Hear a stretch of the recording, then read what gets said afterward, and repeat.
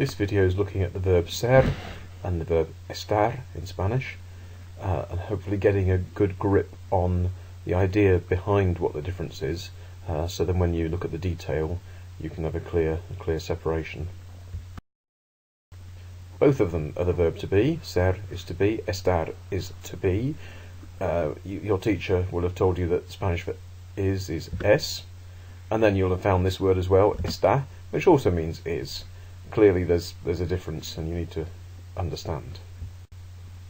Some people will tell you ser is permanent and estar is temporary. I'm not sure it's always that helpful. Things like I am young, people go, well, I'm not always going to be young. Madrid is in Spain, it is Tuesday. These things, if you go with the permanent and temporary, you might actually end up with more questions than you want, because they're not going to get you the right answer. There used to be this thing called Facebook before everyone was on YouTube and Instagram, and you could fill in your profile and you could fill in your status, and maybe this is a way of thinking quite sharply with the difference between ser and estar. So things like I am young, I am a student, I am poor, they can go in your profile. Okay, so maybe I am young will change one day, but if you're setting up, your profile for who you are, I am a student, that will go in your profile. Status, things that get updated, I am at home, I am ill, I am sad.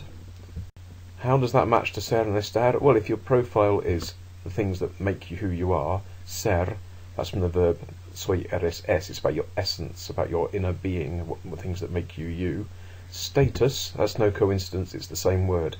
Estar means your status. I suppose if you're an existentialist you'll have trouble with this, because you believe it's the things that you do that make you who you are.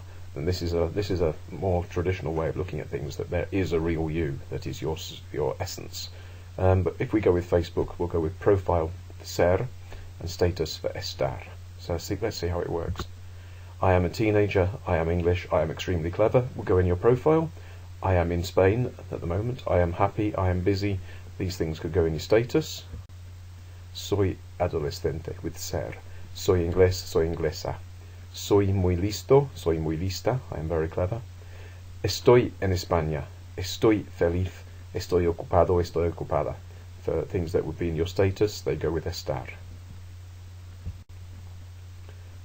Often given these categories, and you can try some of these out and see if you agree that they would go in your profile or in your status. If it's your nationality, your age, your job, any permanent qualities, fair enough. Time, just defining stuff in your profile. And status is position and temporary state. Okay. It's not always ser or estar. It is sunny. It is hot. Okay, if something's hot and you touch it, that's hot. That will be está caliente. But for the weather, it is hot. Hace calor. You don't say I am 16.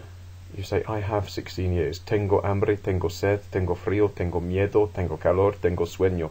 All these things, in English we say I am. In Spain it's I have hunger. And sometimes it's there is a fly in my soup. Hay una mosca en mi sopa. Sometimes they get split up a bit, so I don't know what there is, or is there.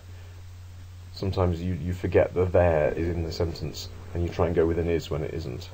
And these ones, Spanish is spoken. Spanish speaks itself. Se habla español. So it's not your fault. It is quite tricky. There's ser, there's estar, and there's other ises as well. Might be a good idea to buy a book like this, and it'll take you through more things as well. So, soy aburrido, estoy aburrido. Aburrido for I am bored, and I am boring and I am bored. It's a good one to put on this video. La ventana fue rota, la ventana estaba rota. Both of them mean the window was broken. But they're two very different things. You'll have to read the book to find out. Es feliz, está feliz. He's a happy person, he is happy, or she is happy. Estaba comiendo, fue comido. So we've got to look at the continuous tenses, progressive tenses, and the passive as well. So don't worry about that for now, but once you've got a good grip on ser and estar, this is the sort of thing you can get into.